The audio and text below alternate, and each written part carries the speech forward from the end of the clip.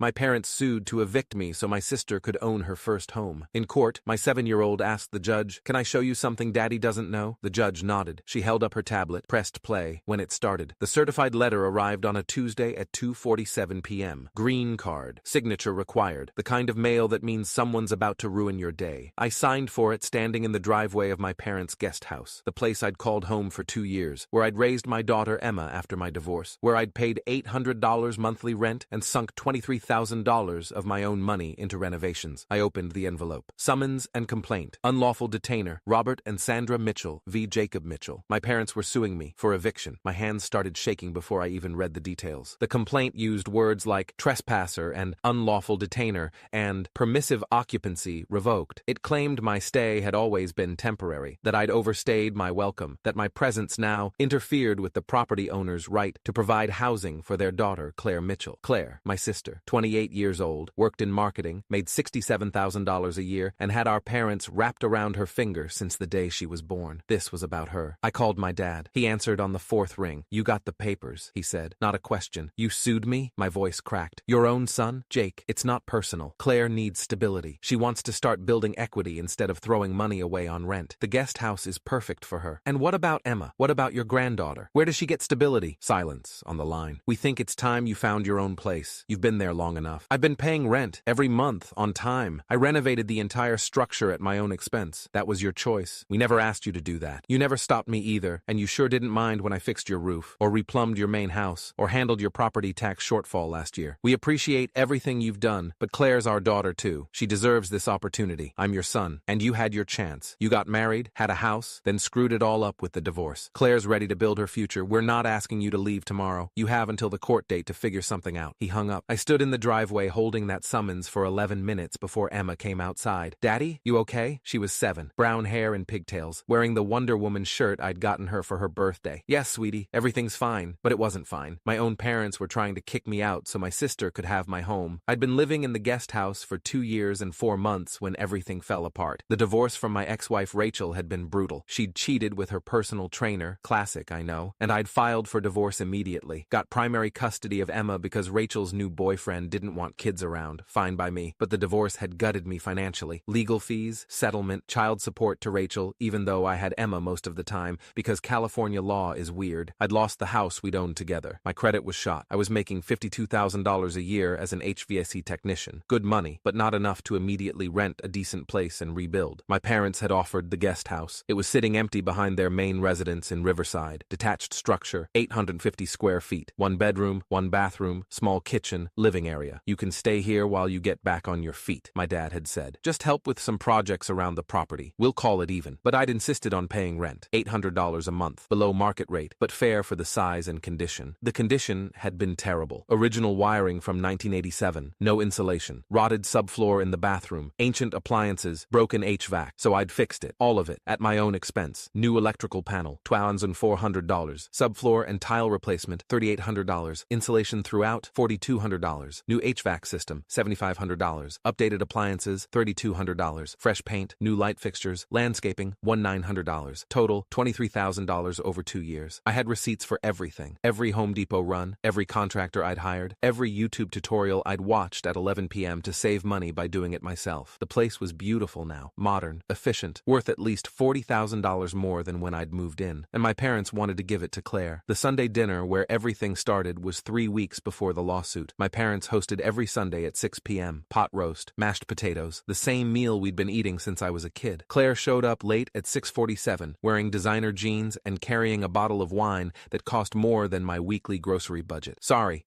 client call ran long. She worked in marketing for a tech startup, remote position, made good money, lived in a trendy apartment downtown that cost $1,850 a month. We sat down, made small talk. Everything seemed normal. Then, over dessert, Claire said casually, "You know, I've been thinking, that guest house would be perfect for me." I looked up from my apple pie. "What?" "Your place. It's so cute now with all the work you've done. And it would be perfect as my first home. I could build equity instead of throwing away money on rent." My mom nodded. "That's a wonderful idea, honey. Jake's been there long enough," Claire continued like I wasn't sitting right there. 2 years is more than enough time to get back on his feet." "I'm still there," I said, "getting back on my feet. With your niece." Claire waved her hand dismissively. "You can find an apartment. There are tons of places available. Not that I can afford, not that are safe for Emma, not that don't require perfect credit. That's not my problem. The words hung in the air. My dad cleared his throat. Claire makes a good point. You've had a lot of time. Maybe it is time to move on. Move on? I pay rent. I've invested $23,000 in renovations. I've fixed your roof, your plumbing, That was all voluntary, my mom said quietly. We never asked you to do those things. But you never stopped me. You never said, don't bother, we're planning to give this place to Claire. Because we weren't planning it until now, Claire said. But it makes sense. I'm ready to own. You're just renting. Again, that last word hit like a slap. I'm renting from our parents while raising my daughter after my life fell apart. And that's very sad, Claire said, voice dripping with fake sympathy. But it's been 2 years. At some point, you need to take responsibility and move forward. I stood up. Emma, let's go. But I didn't finish my pie. We'll get ice cream on the way home. I left, drove back to the guest house, put Emma to bed, sat on my couch, the one I'd bought at a thrift store for $200, and tried to process what had just happened. My sister wanted my home, and my parents were going to give it to her. The lawsuit confirmed it. I spent that night reading through the complaint, again and again, looking for some angle, some defense. The next morning, I called a lawyer, Marcus Chen, tenant rights attorney, 15 years experience, did free consultations. We met at his office at 10 a.m. Gray carpet, fake plants, framed law degree from UCLA. Walk me through the situation, he said. I told him everything. The guest house, the rent payments, the renovations, the Sunday dinner, the lawsuit. Marcus took notes. Do you have a lease? No. It was informal. Family arrangement. Rent receipts? Bank statements showing transfers every month, and Venmo payments with notes like guest house rent. Good. Documentation of the renovations? Receipts for everything. Photos, before and after. Even better. Marcus leaned back. Here's the situation. Legally, without a lease, you're considered a month-to-month tenant. They can terminate your tenancy with 30 days notice. The lawsuit is their way of doing that formally. My stomach dropped. So, I have to leave? Not necessarily. You can argue that you had an implied lease based on your rent payments and the improvements you made to the property. California law recognizes tenant improvements as creating a property interest. What does that mean? It means you might be able to argue that you're entitled to compensation for the $23,000 you invested, or that they can't evict you without buying out your interest in the improvements. Would that work? Maybe. Depends on the judge, but it's your best shot. He paused. There's another angle too. If you can show that the eviction is retaliatory or discriminatory, it's not discriminatory. Claire's their daughter too. But they're evicting you, their son and tenant, to give the property to their other child as a gift. That might constitute an improper motive. Would a judge care? Some would, others wouldn't. Family law is messy. Add in landlord-tenant issues and it gets messier. What should I do? Document everything. Every conversation with your parents or sister, every expense, every email, text, or voicemail. Build your case and pray for a sympathetic judge. I spent the next 3 weeks documenting, printed every bank statement showing rent transfers, found emails from my mom thanking me for covering the property taxes last year when we were short, dug up text messages from my dad asking me to fix the water heater since you're so good at this stuff, photographed every renovation, before and after shots, receipts stapled to printouts showing what I'd fixed. I also set up security cameras, 2 of them, front door and living room, legal in California with proper notice. I told my parents about them in a text, installed security cameras for Emma's safety, just FYI. My mom responded, that's fine, stay safe. I didn't tell them the cameras uploaded to cloud storage, or that Emma had figured out how to access the footage on her tablet. She was 7 but tech savvy, always watching YouTube tutorials about everything from braiding hair to coding in Scratch. The court date was set for November 18th at 9 a.m. Department 7, Judge Maria Santos presiding. 23 years on the bench, reputation for being tough but fair. The night before court, I couldn't sleep, lay in bed staring at the ceiling, ran through my arguments, rehearsed what I'd say. Emma knocked on my door at 11:47 p.m. Daddy, you awake? Yeah, sweetie. Can't sleep? Me neither. She climbed into bed next to me. Are we moving? I don't know yet. We'll find out tomorrow. I don't want to move.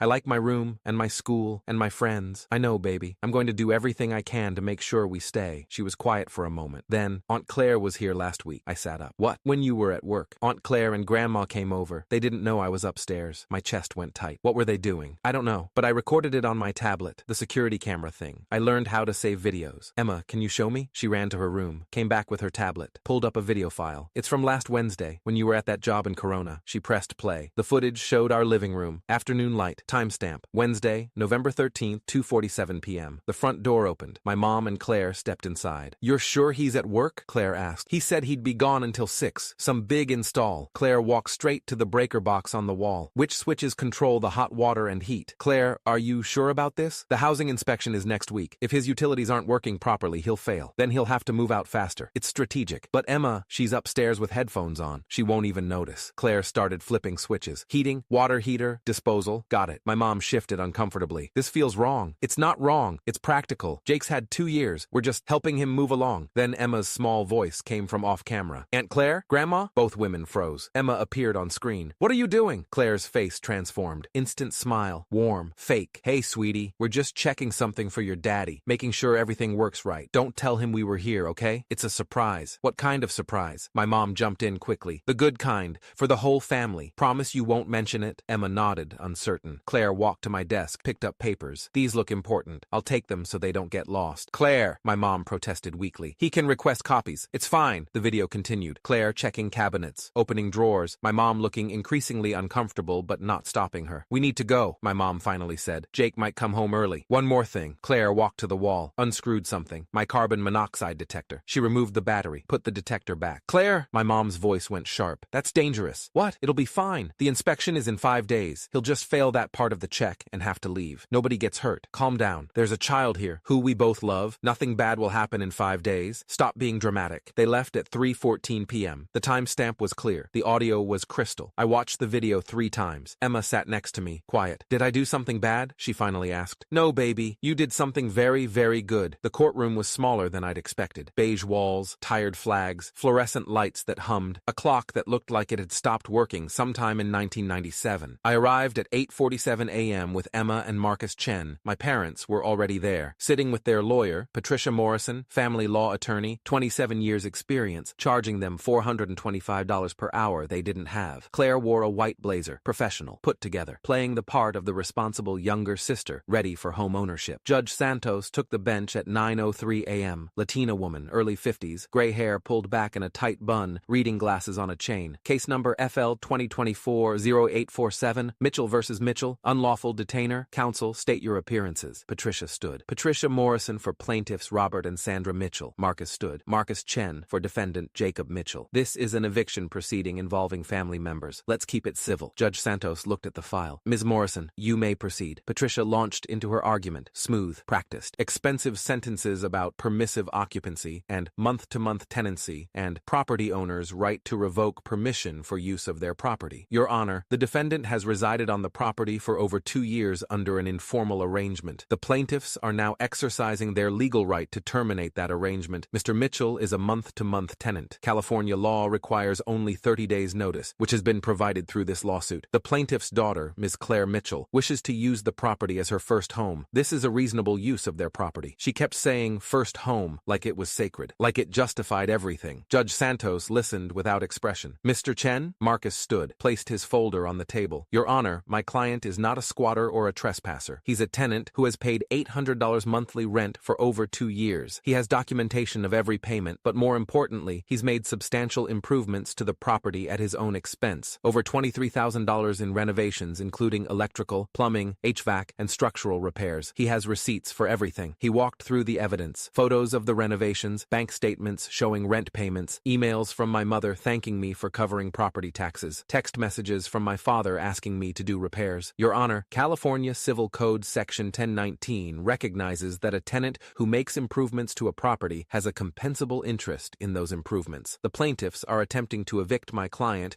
without compensating him for the substantial value he's added to their property. They want to give that value, created by my client's labor and investment, to their other child as a gift. Judge Santos made notes. Ms. Morrison, do your clients dispute that the defendant made these improvements? No, Your Honor, but those were voluntary improvements. No one asked him to do them. He chose to invest in a property he didn't own. That's his mistake, not theirs. And the rent payments? Also voluntary. This was a family arrangement, informal, revocable at will. The emails thanking him for covering property taxes? Patricia hesitated. Family members help each other. That doesn't create a legal obligation. Judge Santos turned to me. Mr. Mitchell, would you like to speak? I stood, hands shaking. Your Honor, I'm not trying to steal my parents' property. I just want to be treated fairly. I've paid rent for 2 years. I've renovated the structure at my own expense. I have a 7-year-old daughter who's stable and happy there. My parents want to evict me so my sister can have the property as a gift. She's never paid a dime toward it. She's never done any work on it, but she's always been the favorite, and now she wants what I've built. Claire spoke up, voice practiced and professional. Your Honor, I'm not the villain here. I've been saving for years. I'm ready to buy my first home. I deserve what every woman deserves, a safe, stable home of my own where I can build equity and plan for my future. My brother has had 2 years to figure out his situation. At some point, he needs to take responsibility instead of relying on our parents. You're not buying it, I said quietly. They're giving it to you for free after I paid rent and made it livable. My dad jumped in loud. He was always just staying temporarily until he got his act together. That was the understanding. understanding. I've had my act together for 10 years, I said. You just never liked the plot. Judge Santos held up her hand. I've heard enough for a preliminary assessment. Ms. Morrison, the emails and text messages your client sent to the defendant suggest this was more than a purely informal arrangement. The rent payments, the requests for maintenance, the thank you notes, these create at least a colorable claim that the defendant has a compensable interest in. That's when Emma stood up. Small kids stand like lightning. Everyone turned. Your Honor, Emma said, voice high but steady. Can I show you something Daddy doesn't know about? The courtroom went completely still. Judge Santos's expression softened. Who are you, sweetheart? I'm Emma. I'm 7. I'm his daughter. The judge glanced at me. I nodded, completely confused. I had no idea what Emma was about to do. You may approach, Judge Santos said carefully. Emma walked to the front, small Wonder Woman backpack on her shoulders. She pulled out her tablet, the cheap Amazon Fire I'd bought her for Christmas, and held it up. It's a video, she said, from our security camera, the one Daddy installed for safety. She paused, looked at me. I learned how to save videos to my tablet from YouTube. You taught me to figure things out myself. Judge Santos took the tablet from the bailiff. Where is this video from? Last Wednesday, when Aunt Claire and Grandma came over while Daddy was at work. My heart stopped. The judge pressed play. The courtroom stayed silent. The video filled the small screen. Our living room. Afternoon light. Timestamp clear at the top. November 13th, 2:47 p.m. The door opening. My mom and Claire stepping inside. Claire's voice. Which switches control his hot water and heat? My mom. Claire, are you sure about this? Claire flipping switches at the breaker box. If his inspection fails next week, he'll have to move out faster. It's strategic. Judge Santos's face changed from neutral to stone. The video continued. Claire checking drawers, taking my inspection paperwork. He can request copies. Then the worst part. Claire unscrewing the carbon monoxide detector, removing the battery. My mom's horrified voice. Claire, that's dangerous. Claire's casual response. Nothing bad will happen in 5 days. Stop being dramatic. The audio was perfect. The faces clear. The intent undeniable. The judge watched the entire clip. 3 minutes and 47 seconds. When it finished, she handed the tablet back to the bailiff. The courtroom was boiling and frozen at once. Judge Santos turned slowly to my parents. Her voice went quiet. The kind of quiet that's worse than shouting. You're asking me to grant an eviction, to put a father and his 7-year-old daughter out of their home, while I'm watching video evidence of your other daughter breaking into that home, tampering with utility controls, stealing legal documents, and removing the battery from a carbon monoxide detector? My mother's mouth opened. No sound came out. Your Honor,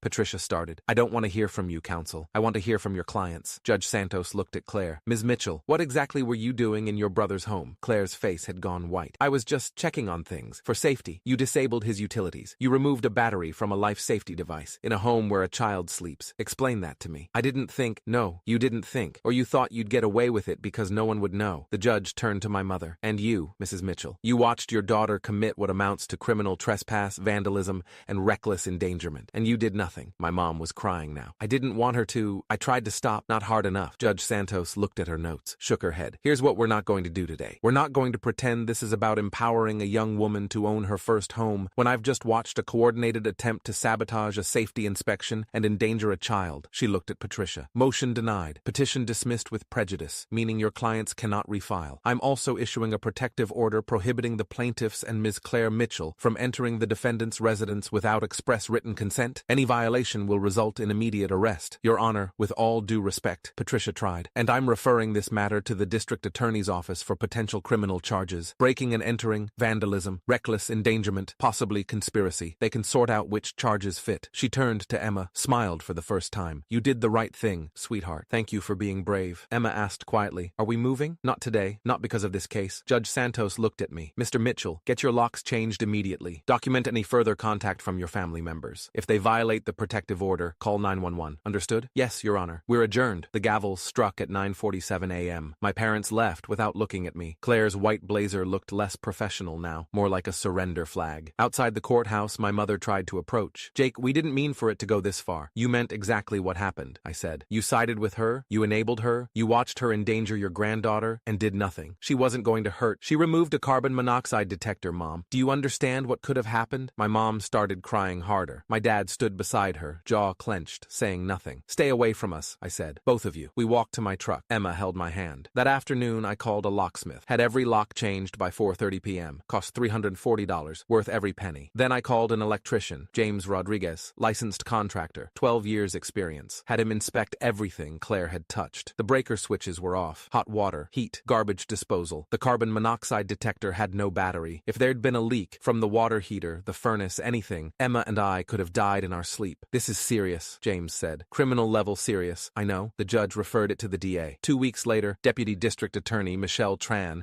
8 years as a prosecutor, specialized in domestic crimes, filed charges against Claire: criminal trespass, vandalism, reckless endangerment, tampering with safety equipment. My parents were named as accomplices for being present and failing to stop her. Claire hired a criminal defense attorney, tried to fight it, claimed she was just checking on family, but the video was undeniable. In January, Claire pleaded guilty to reduced charges: misdemeanor trespass and vandalism, 2 years probation, $4,000 fine, community service, restraining order preventing her from coming within 100 yards of me or Emma. My parents pleaded to lesser charges: probation, $500 fine each. The judge, not Santos this time, but Superior Court Judge David Park, 18 years on the bench, said during sentencing, family disputes are painful, but the law is clear. You don't resolve property disagreements by endangering children and breaking into people's homes. You're fortunate this didn't end in tragedy. Claire deleted all her social media posts about her upcoming first home and exciting new chapter. Moved to San Diego 6 months later. We haven't spoken since. My parents sent one text 3 months after sentencing: this has torn our family apart. We never wanted it to go this way. I didn't respond. What would I say? That they tore it apart the moment they sided with Claire over their granddaughter's safety? That family isn't just blood, it's loyalty, and they chose wrong. We're still in the guest house now, 2 years after that courtroom. Emma taped a sign on our door in bubble letters: home, no secret visits allowed. I installed 3 more security cameras, set up automatic cloud uploads, not because I'm paranoid, because I learned what family is capable of when they want something badly enough. Emma's 9 now, thriving, still saving security footage sometimes. She monitors the cameras like a tiny FBI agent just in case. Last week she asked, do you think Grandma and Grandpa miss us? Probably. Do you miss them? I thought about it. I miss who I thought they were. That's sad. Yeah, it is. The guest house is ours. The locks are new. The title is still in my parents' names, but Marcus negotiated a new lease, 5 years, locked rate, with right of first refusal if they ever sell. They haven't tried to contact us since the text, haven't apologized, haven't acknowledged what they did, and that's fine, because Emma learned something more valuable than having grandparents who pretend to care. She learned that sometimes the people who are supposed to protect you are the ones you need protection from. She learned that telling the truth,